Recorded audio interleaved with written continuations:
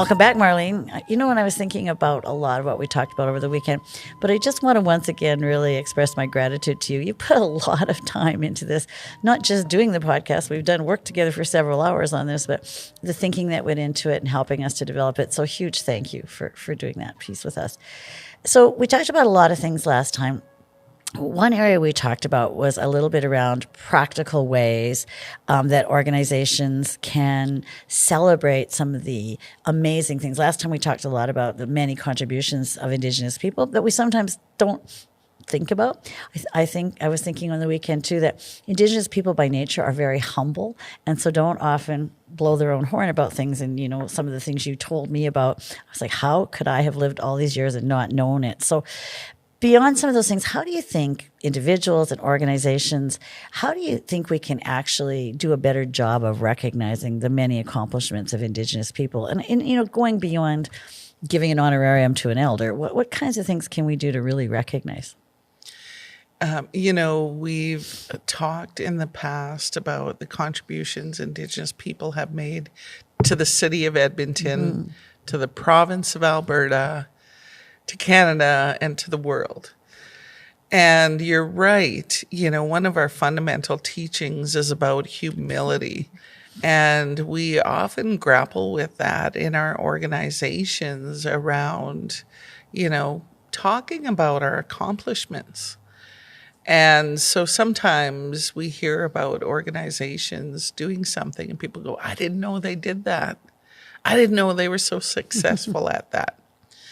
And so, you know, if you were to look at what can an organization do, you know, in your communications to your staff, whether it's a monthly newsletter or an online training forum or whatever that looks like, to actually share some of that. And you and I have talked about land acknowledgements and how important it is for people to do the research about the territory that they're in and about the people of that territory. And I would challenge folks that learning about the accomplishments of the people of the territory and sharing that in the land acknowledgement is one way of getting that message out. That's a really good idea. That's a really good idea. I hadn't thought of that at all. I did want to, since you mentioned land acknowledgements, that's something I get asked a lot about.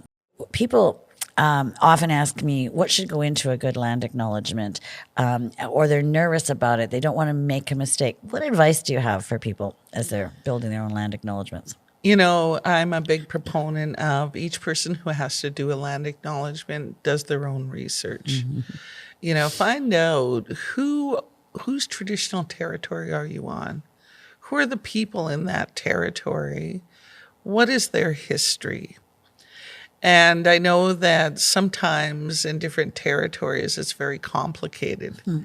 And so in those situations, I would encourage that you approach somebody from the territory and say, I've been working on this land acknowledgement. This is what I have. What do you think? Is there anything important that I'm missing?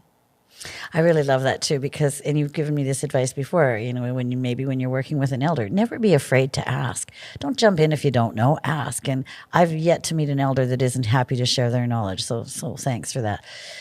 And I love what you said about the land acknowledgements. And I think, can you talk a little bit more about personalizing it too? I mean, obviously doing the research, but what about personalizing it and maybe giving the reason why we do land acknowledgements? Because I've heard people maybe don't even understand why we would do a land acknowledgement. You know, one of the purposes is not to forget who are the people of this land, you know, and how long have they been here? And so it is really important to keep that memory alive of we were the keepers of the land. We're the stewards of the land. And that through treaty processes or lack of treaty processes, that, you know, that has been lost over time. But I think it's really important to acknowledge that contribution. And sometimes in the Western world, you know, accomplishment is measured by what have you created? What have you built? How advanced are you scientifically? Where our ways of measuring that is different.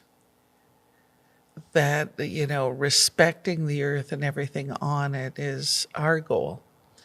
And so, when you talk about personalizing it, having those conversations with elders and Indigenous people about what was important about this territory. And I've heard people do land acknowledgements where they tie their own family history to the land and to the settlement of the land. And, we know that in Alberta, the relationship between Ukrainian settlers and Indigenous people was a strong bond, especially amongst the women. And so I think people lost sight of that for many years. And in showing support for the war, for Ukrainians in the war in Ukraine, that piece of our history came out and is really broadly known now. And so if you want to personalize it, what's your family connection to this territory? And what have you learned? What have you learned about the people here and how we lived? That's awesome. Thank you so much for that. There's a lot of other ways that we can research and know and understand. Lots of information for people who want to be allies out there. And I think some of the guiding things are the Truth and Reconciliation Commission report, the work that's been done around missing and murdered Indigenous girls and women. If someone from an organization came to you and said, what could I do? Like, what's one thing that I can do around maybe an action on the Truth and Reconciliation report, or what is it I can do to move the agenda forward, to act as a real ally, and how might I measure that? It's really important that we have allies when we look at the calls to action and the calls for justice, both with the TRC and MMIWG. We need people to remind our governments that they have a duty to bring those calls to action and calls for justice to completion. And we're not seeing that. So this year, for example, Indigenous Watchdog, a group that monitors the calls to action for the TRC, indicated that something like 15% only of the calls to action have actually been completed. And there are whole areas where nothing's been done. Wow. So, for example, education and health, we're seeing nothing done. And so sometimes we feel like our voice is the only voice out there. And that's a really good role for people who want to be allies. Remind your MLAs, your members of parliament, your mayors, your premiers, prime minister, the ministers, that they have an obligation to address those calls and to address it in a way that satisfies the calls to action. And there will always be reasons why that can't be done. And the way that governments respond to issues is what's the issue of today. These calls to action and calls for justice, they are issues today. They're real ongoing issues for Indigenous people. And leverage that political pressure. Encourage other non-Indigenous folks to do the same. Because we're seeing that how many years later, we're not getting a lot of traction from the TRC. We're not seeing a lot of traction on the calls to justice for missing and murdered Indigenous women and girls. So use your voice, use your pen, and remind our elected officials that they have an obligation to address these in a way that brings healing, not just to Indigenous people, but to our country. Yeah. I think we need to start with what you said to me just a minute ago was pretty powerful. I don't think I knew that so many things have not been done. And I don't know how many people know that. We think, okay, good, great. All these recommendations that Justice Sinclair came up with, that's fabulous. Check, check, check. But I don't think people realize that we haven't made much progress towards it. No, people don't. And so, I'd like to encourage people when it's National Truth and Reconciliation Day to share what actually has been addressed and what's still outstanding out there. And to get together and say, as a community in Edmonton, what can we do to further that? Who can we talk to? Who can we write to? What can we do? Are there any opportunities in engaging with various levels of government to say, let's work on this together? And you reminded me too that it's really important to ask, what do you need? Not to assume, but how can I help with that? Who should I talk to for you? And I'm going to ask you something right now. I think we might have a brand new great opportunity here in Edmonton. We have a brand new mayor and council. Is this an opportunity that people could take to say, hey, let's think about what the city of Edmonton can do? This is an amazing opportunity.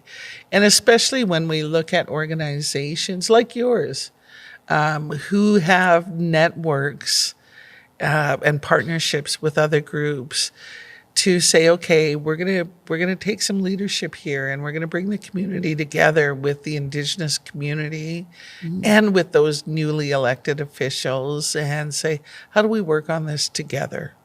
Remind them, teach them that they have an obligation. And can you imagine if we worked on these calls to action and to justice collectively? That would be amazing. I'm kind of embarrassed to admit this, but very soon after the TRC was published, REACH took a look at all the recommendations, and then we looked at all the work that we do at REACH, and we kind of tried to juxtapose them and say, where are there areas where we can really make some inroads, because that aligns with our work and staying in our lane, of course, but still aligning with our work. And it was a really powerful document, and we did a great job of it, and then we didn't do anything else with it. And I wonder if others have experienced similar things. So when you were talking, I was thinking, well, having a new mayor and council presents a perfect opportunity. So do you suggest that individual organizations partner with Indigenous organizations and go and meet with these newly elected officials and say, hey, we're here to help, but here's some things that we're going to ask you to? I think that would be great. Or if we had a one-day working workshop where we all came together and looked at all those calls to action, calls to justice. We provided some background on them.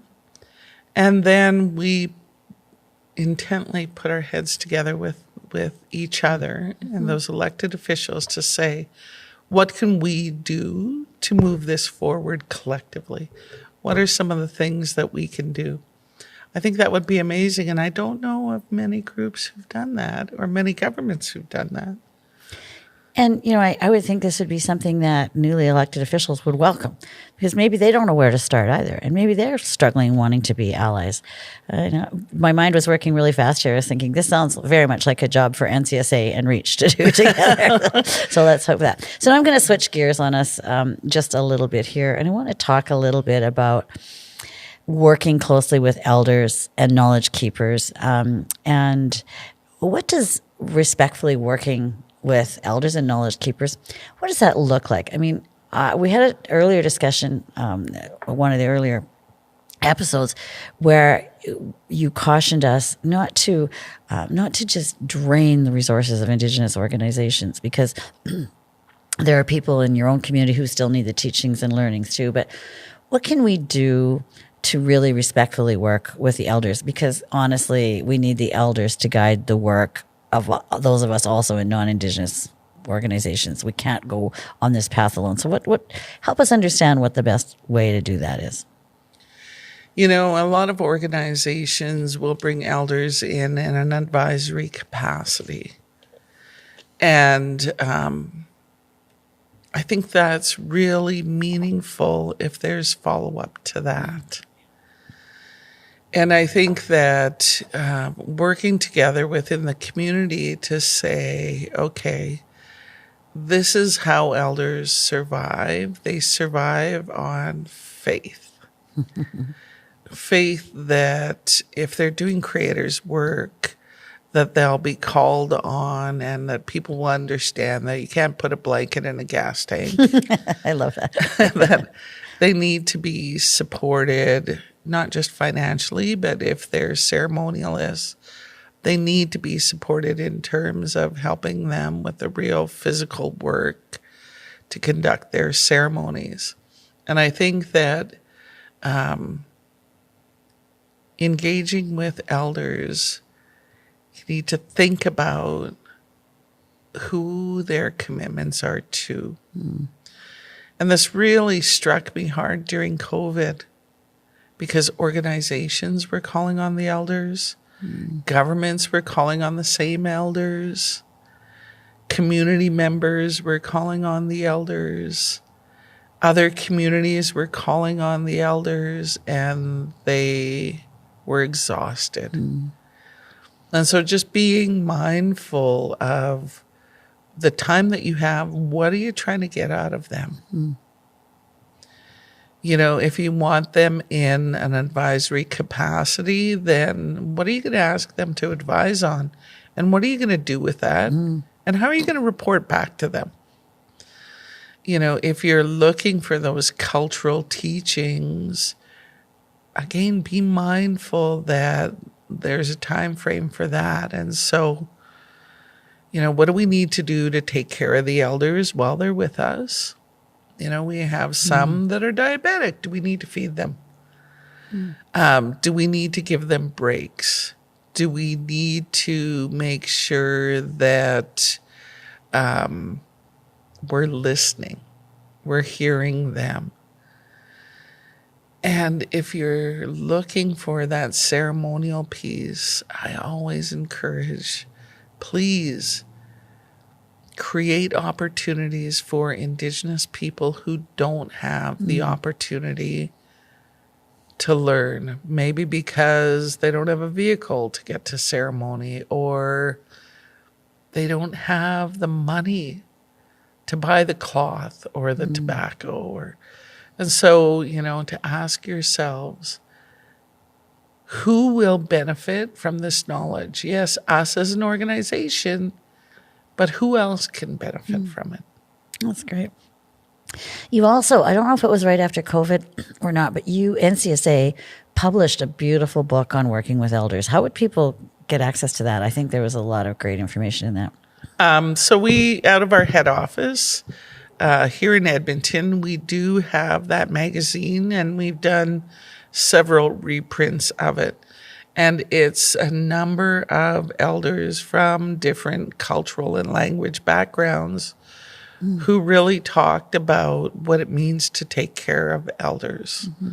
And it is everything from those tips about make sure they have access to snacks, they might be diabetic, to what are you asking them to do?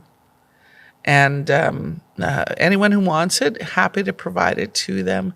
Just contact Bear Paw Media at our head office. Awesome. It's a really great resource. I encourage our listeners to do that. So just now into more of a practical aspect. Again, a question that I get asked a little bit about. What do organizations have to think about as they budget for activities, for reconciliation activities? You know, what should they be thinking about? I'm thinking of things like, you know, training, honorarium, stuff like that. What guidance do you give us as heads of our organizations to budget for this? So if you're looking at engaging our cultural people, you have to understand the protocol. And we're filming right now and about to release in a couple months a video on protocol. Oh, good. And that protocol looks different for different elders and different Indigenous cultures.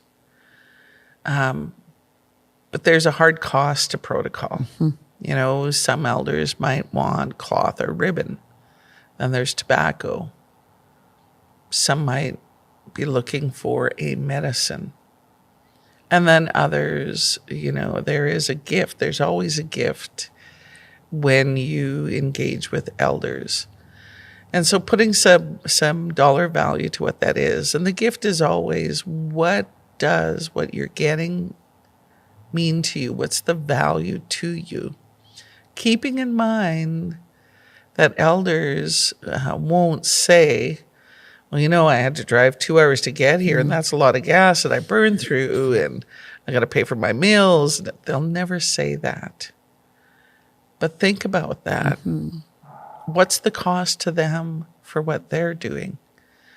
And again, we've shifted away from maybe necessarily traditional gift giving to recognizing there's real hard costs for them. So looking at maybe providing them some financial compensation. And if you're not sure what that should look like, we're happy to help with that. There are Indigenous organizations that are happy to help with that. Ask you a few questions about what are you asking from them? And we might have an understanding that they might have to prepare before the day they're going to do something. And there might be things that they have to follow through with after their time with you. So we're happy to help with that. Most of the time, if you ask an elder, well, I'd like to give you the gift of, helping you with your gas, they're never going to tell you what that is, how much that is. So think about it, and think about the value of bringing in a non-Indigenous consultant for a day to do something. You're talking to our consultants, the ones who have that specialized knowledge. And, there are teachings that when we look at non-Indigenous people, as they move from being a child and going through our education system to their career, every step of the way, they're gaining more financially. But if you juxtapose that with our elders, they train their entire life. And the more that they train, the bigger the cost financially to them. So just think about that. Yeah. Do the homework. Yeah. That's good. Okay, I think this is going to be the end of this particular episode. I'm hoping everybody will come back and join us as we talk about building better community between Indigenous people, newcomers, and settlers. So that's going to be an exciting episode. Excited to talk about that.